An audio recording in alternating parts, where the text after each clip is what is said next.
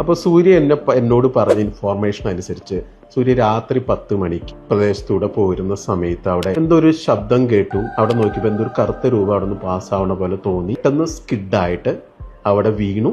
ഓടിക്കതച്ച് വീട്ടിലെത്തിയോടുകൂടി ബോധം കെട്ട് വീണു. പിറ്റേ ദിവസം രാവിലെ വീട്ടിൽ നിന്ന് പുറത്തു പോകാനൊരു ബുദ്ധിമുട്ട്, പനി പിടിക്കുകയും എന്തൊക്കെയോ ഭയം, ഈ സംസാരത്തിലൊക്കെ വേറെ രീതിയിലുള്ള പെരുമാറ്റം. അപ്പോൾ എൻ്റെ പേര് ഡോക്ടർ ബിജു വർഗീസ്. ഞാൻ കൺസൾട്ടൻറ്റ് സൈക്കോളജിസ്റ്റാണ്.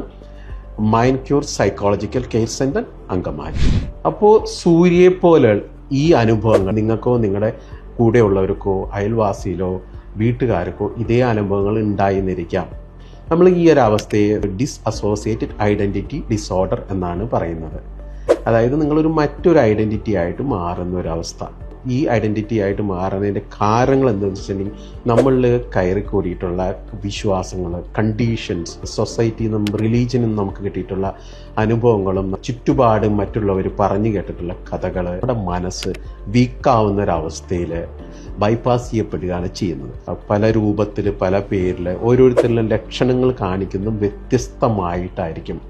അപ്പോൾ ഇങ്ങനെയുള്ള ഈ ഒരു അവസ്ഥയെ നമുക്ക് ഒത്തിരി കേസുകൾ നമുക്ക് വളരെ ഭംഗിയായിട്ട് മാനേജ് ചെയ്യാൻ പറ്റാറുണ്ടായിരിക്കും.